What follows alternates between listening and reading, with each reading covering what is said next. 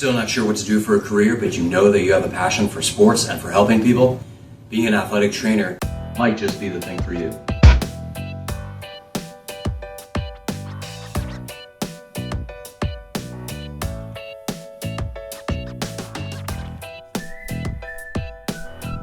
Welcome to another episode of the Daniel Rosscast, where I interview working professionals to gain insight on what they really do so that you can make an informed decision as to what you're going to choose for a career. In this episode, I'm talking to an athletic trainer. And athletic training is a really unique career. If you have a passion for sports and for helping people, this very well could be a perfect career for you. That said, there are a few specific reasons why you may not want to choose this career, like any career. But if this is the right career, I think you're going to find this incredibly rewarding and incredibly fulfilling.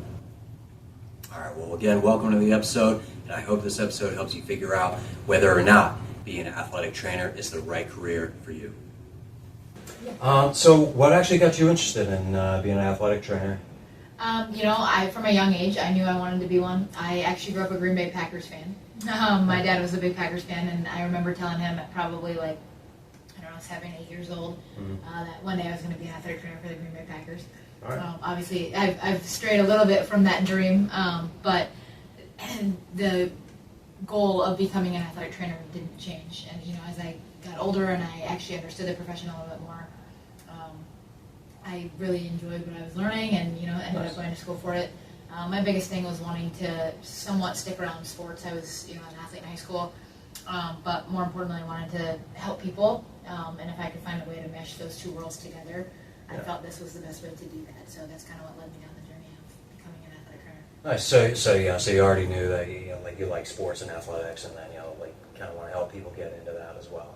Absolutely. Nice. Yes. Nice. So just broadly speaking, what does an athletic trainer do? Obviously, the title kind of speaks for itself, but maybe there's some things about it that people don't think of when they think athletic trainer. Absolutely. That's a great question, actually, because we often get misinterpreted for personal trainers. We're two very different career fields. Now, we work hand in hand with strength coaches and personal trainers for sure, but athletic trainers are medical professionals. We do have to go to school for, now it's a master's only degree, and so we go for 6 years at minimum typically. And so we are the people, the best way to describe us, this is what I like to tell people, is if you ever watch sports, anybody that goes down, that gets injured, you see those people running out on the court or the football field or whatever it might be, we're those people. I've always wondered that when I've watched games, who is that guy? Is that like a doctor, or is that like a PT, or who is it? So it's an athletic trainer, that would be the job title. Yes. Of that person. Okay. Yes, correct. That's really cool. Athletic trainers are, like I said, separate from personal trainers, separate from physical therapists. We're kind of our own little entity in the medical profession. We do have to take a board of certification exam to become nationally certified, and then obviously depending on the state that you're in, you also, generally speaking, require licensure and or registration in that state as well, and Nice. to legally practice as one. Okay. Nice. And we'll get into some specifics on that later on. Let's dive into what a typical day might look like. Yeah, so it depends kind of on the setting that you're in. So athletic trainers now are employed in a variety of different settings, whether that be your traditional athletic settings, which could be high school setting, college, maybe even professional sports. That we have athletic trainers in performing arts now. Military is actually a really big one.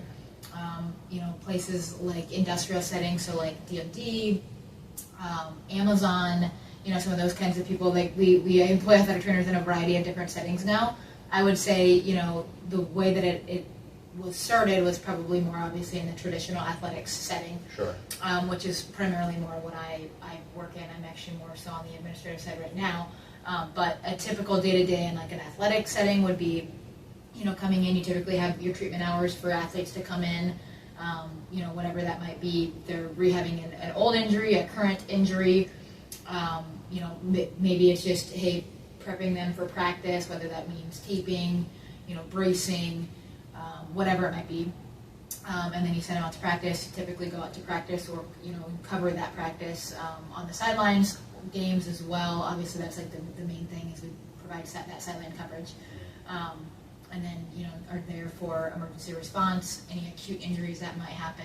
Okay. The unique thing about athletic training is that we kind of get the best of all worlds from a medical standpoint. We get to see the athlete before the injury happens, when it happens, throughout the duration of their injury recovery, Yeah. and then again once we return them to sports. That's actually pretty interesting because with physical therapy, I only see people after. I have no idea what they were like before, so that's kind of, and that's actually I'm sure extremely valuable. Absolutely. Like to know where they were, so you can kind of compare how you're coming along in the rehab process. Yeah, it's absolutely vital in the rehab process, but I would say even just from a relationship building standpoint and Sure. the trust, that helps a lot. That helps that athlete tremendously in figuring out, like, hey, I know I can trust you. You were there when it happened. Sure.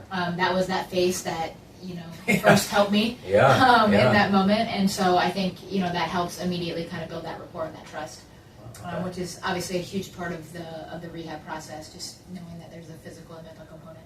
Sure. Nice.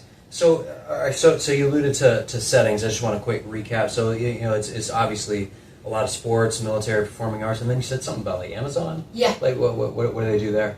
So in a lot of those settings, like the industrial settings, and in like Amazon and that kind of environment, it would be more so that they are employed to kind of help keep injuries in-house, meaning that they would want that treatment to happen in-house so that they're not having to refer out, not having to file workman's comp claims. So it's really kind of like those in-house medical professionals that can kind of help reduce a company's workman's comp claims, or basically the price point of having to pay for any sort of injury that occurs on the job. Okay, so wow, interesting. So like obviously some labor intensive jobs like warehouse work. The shipyard, Okay. those types of places as well. Yeah, and, anybody that really is working in any sort of true industrial type of setting. Okay. That's kind of their primary goal. Wow. Okay. Wow. That's really that's why I love doing these interviews. I learn something as I'm doing it. Yeah. So your typical day, like the tasks that you would do, it sounds like you're like a lot of it is maybe like you have appointments that you have with, we'll call them patients, but then you're also attending games. So Yep. So I would say, depending on the setting, again, like in a high school setting, it's kind of that like after school rush, in that 30 to 45 minute window maybe that you get after school when all the kids come in, the final bell rings, you have maybe 30 minutes, 40 minutes to get them out to practice. So in that setting, it can be like a really quick, hey, what do you need? Kind of in and out. If you're getting your ankle taped, all right, make sure you're doing a rehab, that kind of thing. It's quick. And then we go out to practice and, are on the sidelines and kind of floating around to different fields in case something happens nice. that we need to respond to. Collegiate can look a little bit different. They might have actual office hours for treatment plans or for athletes to come in and kind of schedule with them. They may do it on a scheduled basis. They may just have like open walk-in hours type of ordeal for them to come in at certain times to get treatment. So that the student schedules are all over the place. Yeah, absolutely. Yeah. So it's sort of like trying to find the best of both worlds and accommodating class schedules on top of athletic schedules. Sure. So oftentimes we would, like in the collegiate setting, they probably have their athletic training rooms open most of the days of the week, like 8 to 5 or something, just as a rough example. Sure. For different sports teams to come in to see their athletic trainer on their class schedule. Okay, neat. And then so kind of getting into the next little topic here is like scheduling. So it sounds like aside from maybe like a lot of day type stuff, it sounds like if you are going to be in the sports setting, you're kind of going to be a little bit all over the place. Definitely. Because games aren't always from Monday through Friday 9 to 5. Correct. Yeah, this is definitely not a Monday through Friday 9 to 5 job. Mm-hmm. This is definitely a heavy weekend, evening, non-traditional hours position. So be ready to work sometimes extensive hours depending on the time of year that we're in. Obviously the fall with football can get a little bit intense and a little bit longer days, but honestly even in the winter with basketball too, obviously basketball games can maybe start at 7 p.m. so you might not get off till 10, 11 depending on the time that the games are. So we typically in like the high school setting you're there for all home games. for each sport. And then in the collegiate setting, it'd be the same thing, but you're usually, most of the time, also traveling with teams on the road when they're at the collegiate setting. All right. And so that adds kind of that additional layer Sure. of hours tacked on each week. So I would imagine then you're probably a salaried employee, Yeah. right? Yeah. Okay. Yeah. Most of the time. You athletic trainers can typically have the opportunity to pick up like per diem work on the side where maybe there's an event going on and we need staffing for that, or other groups are coming into town and they're like, hey, we need an athletic trainer, we'll pay you hourly to do Sure. that. But I would say for the most part, like a full-time position at either like a collegiate setting or high school setting or like Amazon Industrial or whatever would be salaried Yeah. typically. Okay. Wow. All right, and then I would imagine like it would vary seasonally, maybe. From an hour like standpoint? you were saying, yeah. Like if you're working out of college, for instance, and football's the big sport there, you want to go to like work at OSU or something, like you're gonna have a busy few months. Absolutely. Yeah. You're going to have those ups and downs in those, down seasons. But anymore, sports are becoming a year-round thing. So Yeah. you're pretty much always with them. Yeah. But you're going to have some downtime in their off seasons, as well. Okay. But when they're in season and even in their pre-seasons, like you're fully with them, especially at like that level of Division Oh, I sure. would be like Sure. you're with usually just that team. Maybe sometimes they have like a small like sport assignment with it as well, combined with it, like maybe they would do like a basketball and tennis or something, to where they can manage both. But even that can get really challenging if I you're traveling with would both, and obviously those think seasons so. are going to overlap a little bit. So it can vary. So a lot of these like big time Division I schools, they often have their own athletic trainer per sport, but that's not always the case across the board. And actually, that's uncommon, I would say, at any even smaller level Division I, Division II, and Division III levels. That's not really common. Yeah. You have multiple sport assignments throughout the year, so you're pretty much always in season. Yeah. Well, like you Yeah. said, yeah, sports are year round now with all the different sports that you have. Yeah. Yeah. Wow. Yeah, that's gnarly. So, like, what kind of let's talk about some specific aspects of the job, like the physicality. I know, like that's kind of a big deal to people. They may not want a heavy lifting kind of job. They maybe don't want an entirely sedentary, sit at a desk job. So, like, if you were to think of this job, fully sedentary, sitting at a desk on one end, and like warehouse or construction worker on the other end, where might you fall in that? I would say probably somewhere in the middle, but more so towards that construction worker kind of in the field on your feet a Sure. lot, especially if you're actively working in like an athletic setting. Yeah. You are moving around with them. You're filling water coolers. You're distributing those, to practice, ice chests, whatever it might be. Carrying your kit. You're standing on at practices. You're standing on at games. Yeah. So it's you're on your feet a lot, I would say. Even if you're doing treatments in the athletic training room with athletes or patients, you're still typically like moving around, similar to if you think of like even just a PT in a clinic. You're moving around quite a bit, and you're Yeah.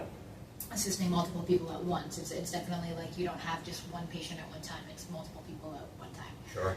So that's kind of where we're a little bit unique as well, as we're trying to manage multiple people and get them out to practice on time. So I would say, yeah, the physical demand is definitely not sedentary. If Probably they like get a an 60, athletic 40, trainer, 70, 30. For sure. Kinda, yeah. for sure. I mean, if they're doing their admin work and they're trying to catch up on their notes and their documentation, then maybe they get some desk time. But I think some people will probably wish that they had a little bit more time in their days to get that done instead of running all over the place. So it can be a challenge for sure. Yeah. Nice.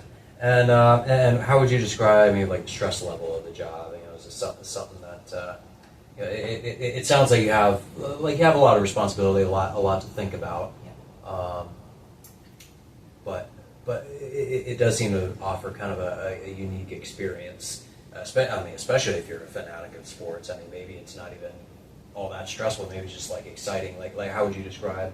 Yeah, stress I mean, I level? would say, it kind of depends on your comfortability level of managing acute injuries and emergency care. I think that would be the part that would cause some stress for people, and maybe even, Sure.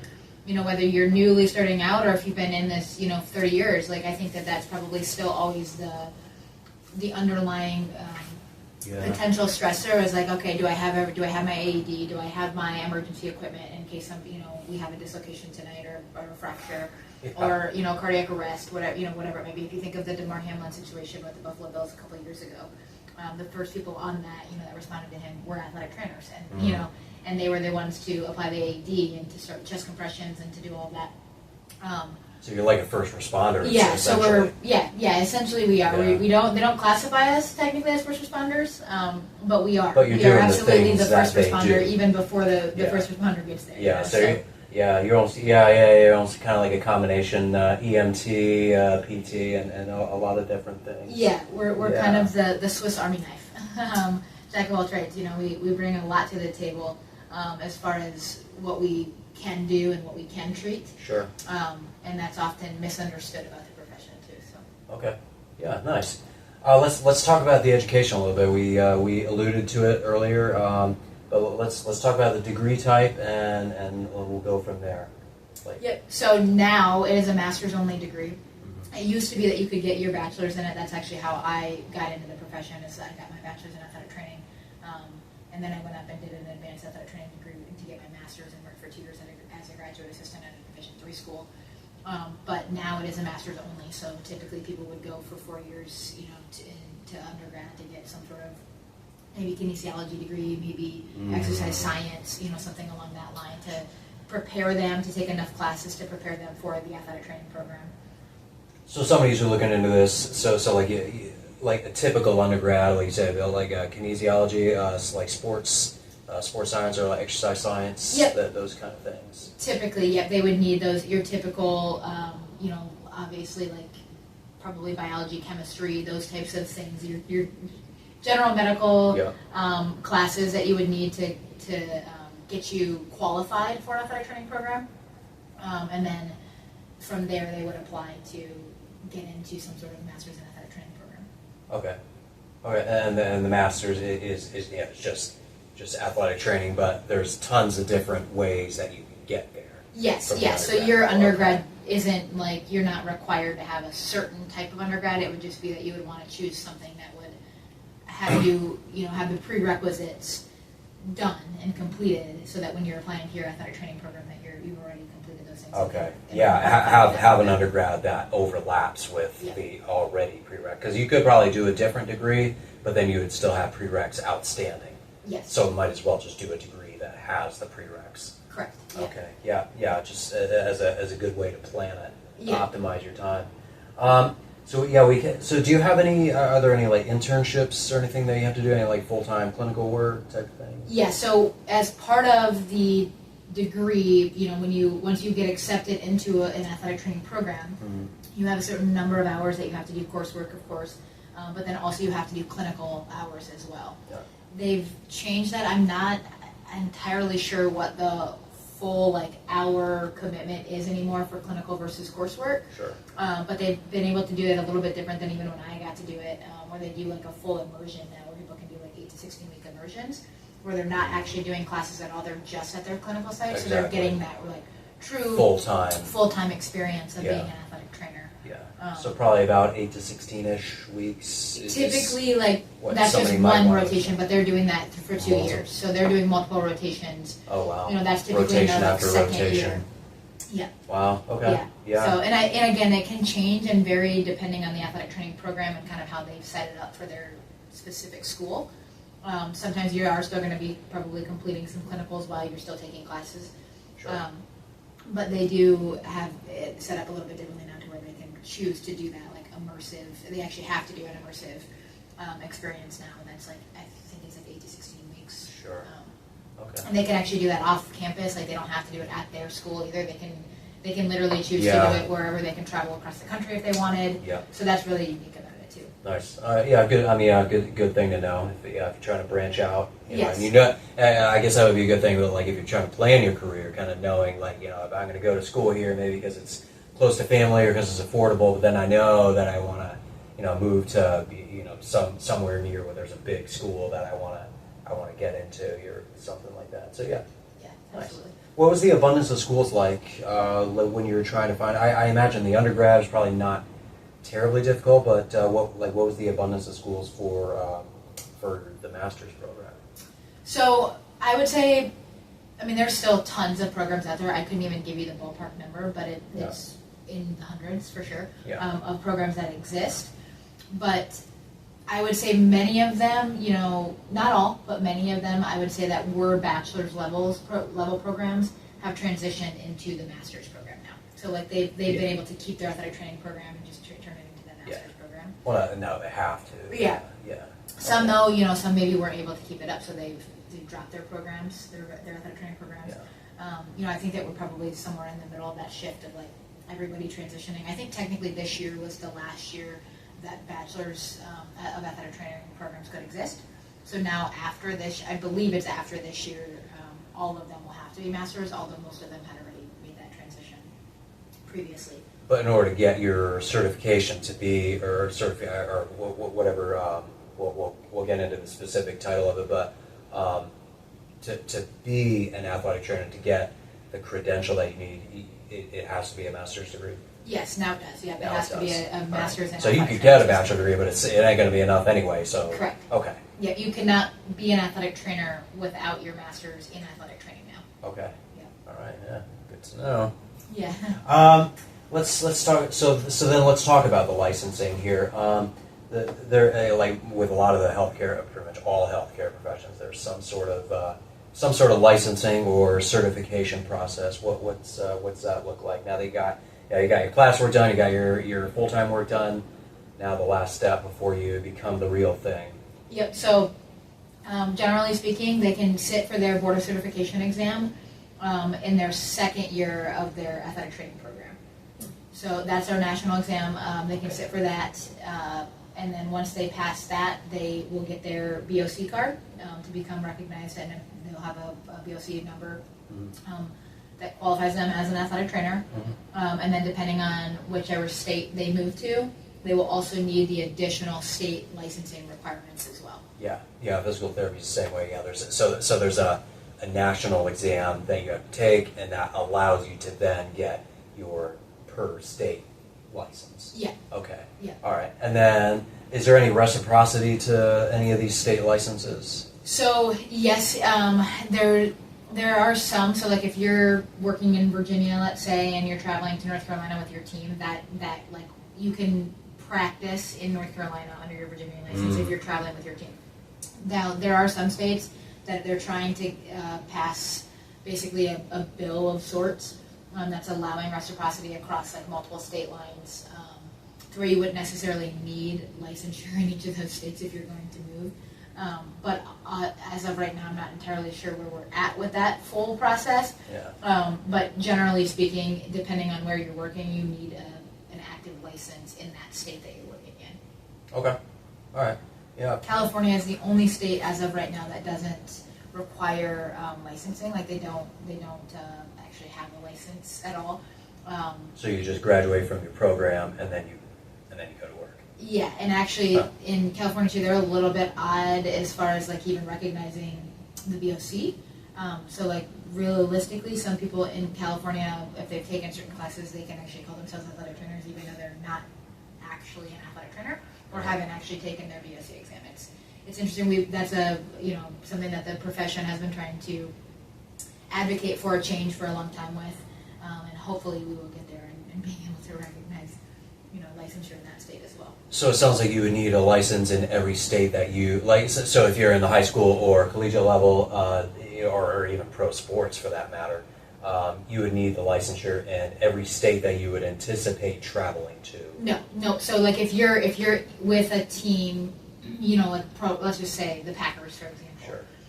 You would have your Wisconsin licensure, and that would allow you to travel with them anywhere that they go.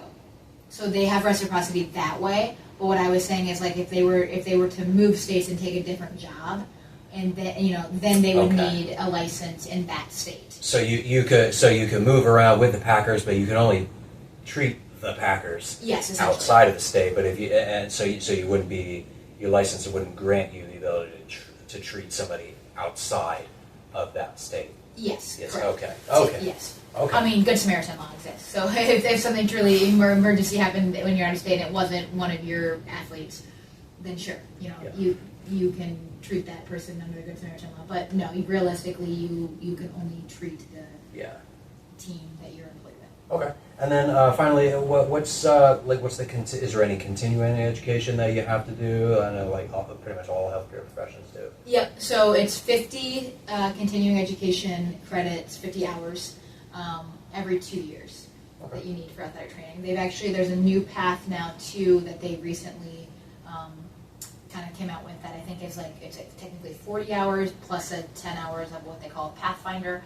And so it's kind of like giving them the ability to go through, learn different types of skills, that kind of thing, and then it basically gives them different CEUs that target their specific, where they might be weak in, to help kind of give them other ideas for continuing education credits to help them in the areas that they're still maybe struggling or that they want a little bit more knowledge in. And then what would the other ones be in? Just anything that you want to do? Basically anything that is BOC approved. Okay. So, it could be anywhere from, hey, I need to improve my rehab, I want to, figure out this ACL prevention, program, whatever, Sure. from there to anything administrative to emergency care, really anything that is applicable to the profession that the BOC has recognized as a continuing education credit. So Okay. similar to PT and, that kind of thing. Yeah, exactly. Nice. Let's move on from that. Let's talk about when you come out of school. What was the abundance of jobs like, at least in your experience? So, a lot, I would say. I think we're seeing a lot more. If you go and do a quick Google search right now, you would see hundreds of athletic training jobs posted.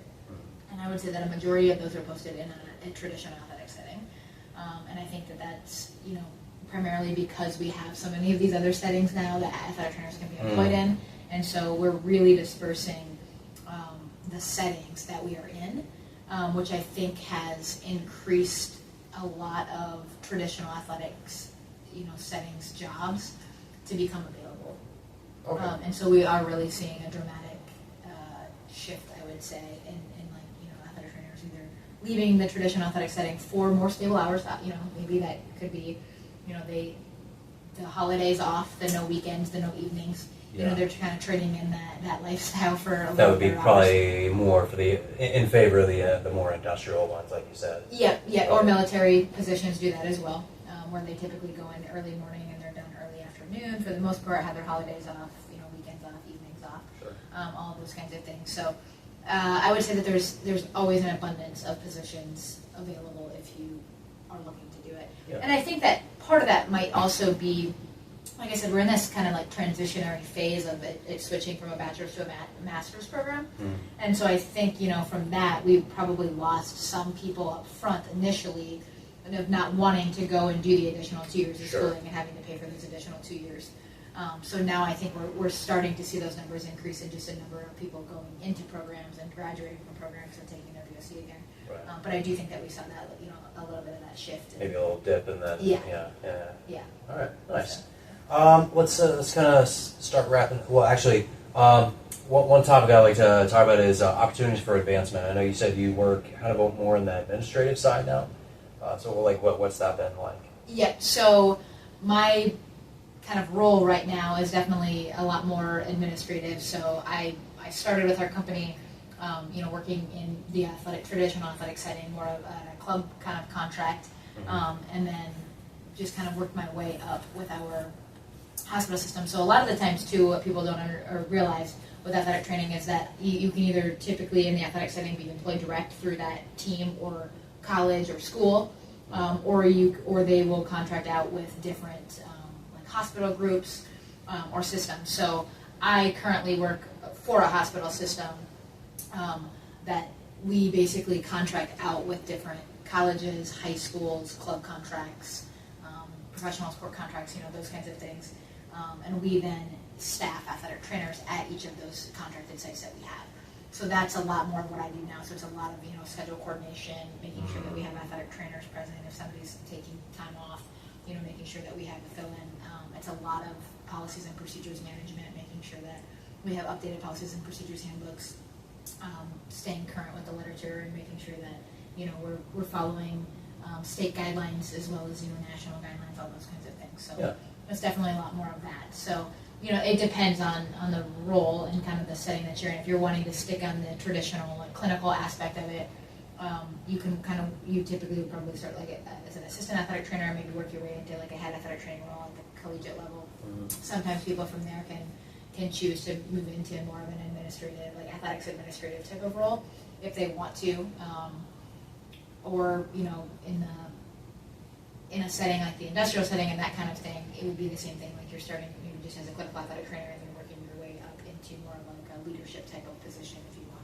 And then I imagine that that ladder continues to extend, even in a lot of healthcare, like physical therapy, for instance. You can become a director of rehab, and then from there you can be like a regional director if it's a corporate conglomerate. So Yeah. I imagine there's something for like sure. that. I mean, and a lot of the collegiate settings, and maybe even professional settings too. The director of sports medicine is what a lot of people would work their way into. That might give them a little bit more of that administrative component versus clinical component. Sometimes those roles kind of mix both worlds together, where you're still doing some clinical stuff on top of the administrative. But yeah, so there's room for growth and advancement if that's kind of what you want to do. But it depends again on the setting that you're in and where you're at. Yeah. Well, that's important to some people. Yeah. What kind of personality traits would you say thrive in this kind of environment? Maybe some that you probably don't want to have. So I would say definitely people have to be good with people, have to have a good bedside manner, know how to talk to them. At the end of the day, we are healthcare professionals, that provide care for athletes, patients of all ages. So just being able to kind of talk to them and honestly have that empathy for them and understanding kind of where they're at, putting ourselves in their shoes. A lot of the times there's a huge psychological component to injury and getting people back. And so I think, understanding kind of how to speak with an athlete throughout that process and kind of just keep encouraging them is super important, throughout. So any sort of people skills, I would say for the most part, organization is huge. Time management is huge. You're going all over the place, making sure that you are prepared in advance, any sort of preparation that you can have done ahead of time is going to be key. Because once you're out there, you can't, you got to make sure you have everything you need. Yeah. So maybe it's a checklist. That's where the organization comes in. Checklist items. Hey, do I have this, and this today? Do I have my kit? Do I have my AED? Do I have my splints? Whatever it might be. Just kind of that checklist in your head, even from day to day, that kind of will keep you moving. And then just professionalism. I think that's the biggest thing. That in any profession really.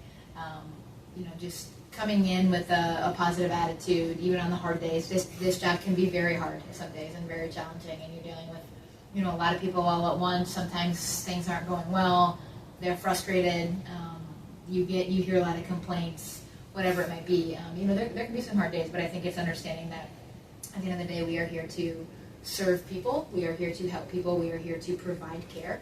Right. And so that professionalism piece is huge. Yeah, people versus working with things. Yes.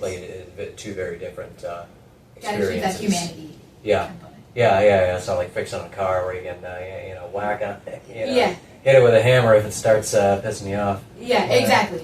Yeah. Yep. And then, personality traits that I would say that wouldn't necessarily jive is just, not being able to have conversation. You have to want to be around people to do this. I mean, because at the end of the day, you are going to be around people every day. Yeah. And then, just a drive to want to work sometimes long days, grueling hours, just that So having if a you work want ethic. a regular schedule. Yes, if you don't want to, if you want a 9 to 5, I would tell you that athletic training is not for you. If you don't want to work weekends, then athletic training is probably not for you as well. Yeah. So, just to kind of keep those things in mind is going to be huge for anybody that's considering a career. Nice. Athletic training. All right. Well, let's wrap it up here. I like to wrap up some pros and cons. Cons first, so that we end on a high note. Just maybe some things you wish you knew, or because we're trying to paint a realistic picture of what the job is like. We're not trying to sell the job. We're just trying to say, this is what it is. Yeah. I think probably one of the biggest controversies today in the profession is the wages, the compensation, matching. Now that we've moved to a master's only, does the compensation match that level, that degree level? I think that we're slowly but surely getting there. But I think you have to understand that this job is truly a profession that you do because you love it. It's not, it's not something that you're going to come out and make like $100,000 in your first year. Like that's an unrealistic expectation. So for anybody that is money driven or money motivated, or even just like wanting to make, more money, this is a profession that you genuinely do because you love it and you love caring for people. And so I think that that's just something that is helpful for people to know. Oh yeah, big time. Yeah, I mean, there's people that's like, what makes me the most money? I just want to make tons of money. It's like, and that's fine, but don't, if that's what you want to do. Yes. This ain't it. Exactly. Exactly. But if you want something that if this is something that you just like doing, then boom, there you go. Yes. Yeah. Absolutely. So I think probably that's I would say the biggest challenge today. In the profession. And then again, just the hours, you have to want to work non-traditional hours. You have to be willing to put in, some weeks more than 40 hours. And yeah, it's a salary position, so you're going to have weeks where you're going to work more than 40 hours, and that's just the job. But on the flip side of that, in your down seasons, ideally you're going to get some of that time back. So it's a give and take. It's really that balance, and it's finding that balance, but being able to recognize the balance, throughout the year. Because obviously, when you're in the thick of it and you're in the middle of the season, that can feel like very, very long, right? It can feel grueling by the time you're in that third month of being in season with football or basketball or whatever it is. It can feel real long and like, oh my gosh, is this ever going to end? Sure. But then you kind of come out on the other side. You get your downtime, you get your off season to kind of regroup a little bit. In most cases. So it's just kind of being able to recognize that balance and understanding. And that, of course, again, would be in the school setting, the sports, not so much like you said the industrial settings. Yeah, in that case, I would say that is your prime time of like, hey, I have these set hours. These are the hours. Steady. You pretty much have a more predictable schedule as far as hours wise, and weekends on holidays out, that kind of thing. But still, nonetheless, your patient load can vary day to day in that setting. It's not going to be any less challenging at times. You're still dealing with people and treating people, and you don't know what your patient load's going to look like. But it's definitely different from an hour standpoint. So if you're looking for a more stable, I want more of the 8-hour for sure day, Monday through Friday. 9 to 5, Monday through Friday. This ain't it. Yeah. So then then the industrial setting could potentially be that. Okay. For an athletic trainer. But, nice. And then some pros. I think these are probably going to be pretty numerous for the right person. But what's been your experience with that? I would definitely, like I said, I got into this because I wanted to help people. I wanted to make an impact, make a positive difference. You really do get to do that on such a deep level in athletic training. When you're working with an athlete and you're rehabbing them back and you get them back to the sport that they love, that is probably the most rewarding experience for an athletic trainer. I would probably argue that many would say that is the reason that they do it. So that's really rewarding. Obviously, now in my role now, it's a little bit different and more, like I said, a little bit more administrative based, but getting to impact our team and to kind of, continue to lead in a way that is still impactful to them and still allowing growth and opportunity and just that recognition for the value that they bring to their sites and to these sites and schools and whatever setting that they're in. I think that athletic training is definitely not understood across just the general population very well. And so I love being able to advocate for us in that way and just kind of educate, like what we're doing now. This is great because so many people just don't really know what an athletic trainer does. Exactly. And so I think that that's, anytime that we get to educate anybody is vastly important. Sure. And it provides that deep impact. Yeah. Well, like I said, even with the management, you're still advocating for your athletes and things like that. Nice. Yeah. All right.